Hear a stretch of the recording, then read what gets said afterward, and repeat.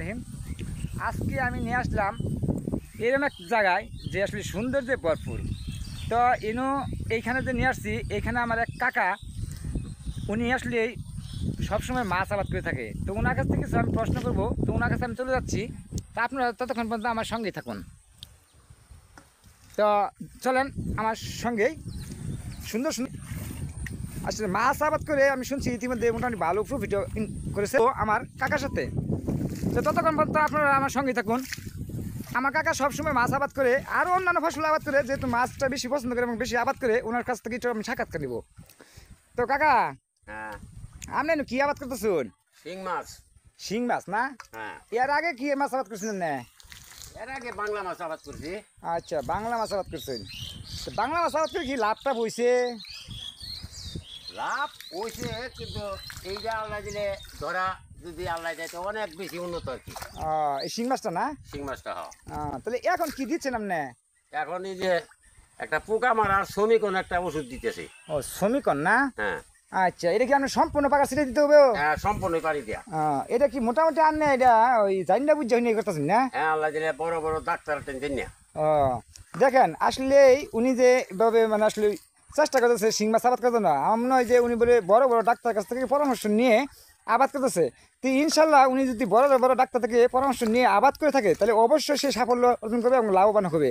তো আমার কাকুর কাছ থেকে যে যতটুকু আমি জানলাম, শুনলাম, বুঝলাম, তো আসলে মানুষ যদি পরিশ্রম করে তাহলে কিন্তু টাকা ইনকাম করা খুবই সহজ। ঘরে বসে থেকে করা যায়, নিজে পরিশ্রম করলে টাকা উঠতে চলে আসবে।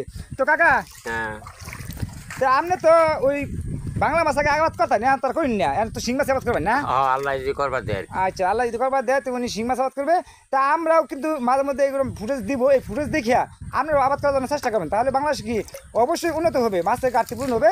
তো চলেন আমরা ঘুরতে ঘুরতে আরেকটি জায়গায় চলে যাবো ইনশাল্লাহ, আর প্রাকৃতিক দৃশ্য দেখতে থাকি। তো ততক্ষণ পর্যন্ত আপনারা আমার সঙ্গেই থাকুন।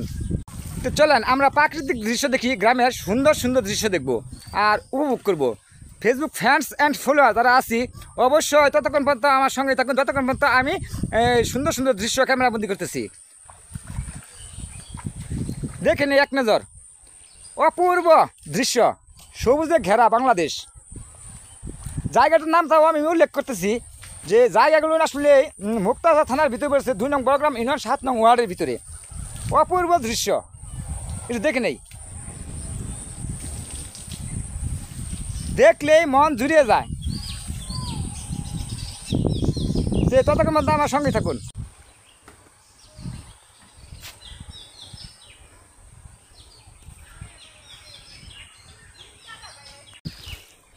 চলেন দেখতে থাকি।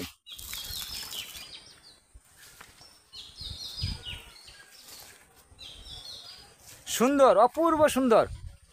গ্রামের আসলে কি সুন্দর, কোনো কিছু কেনার লাগে না, তোর তো খাওয়া যায়। চলেন দেখতে থাকি। ফেসবুক উপস্থাপন করব, তো অবশ্যই আমরা দেখব এগুলো। এক নজর দেখে নেই বাংলাদেশের সিনার, আসলে পর্যাপ্ত পরিমাণ কিন্তু আম, জাম, কাঁঠাল, ফল ফলান্তি হয়েছে, যা ক্যামেরাবন্দি হচ্ছে।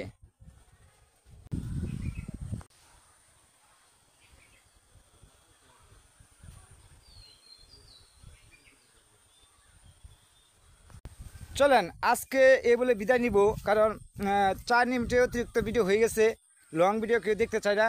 তো গ্রামের যে সৌন্দর্যগুলো উপভোগ করার জন্য আমি বাড়ি থেকে বেরিয়ে আসছিলাম। তো এই পর্যন্তই, আমার সঙ্গে থাকুন। আমি এখন থেকে বিদায় নিচ্ছি। আসসালামু আলাইকুম।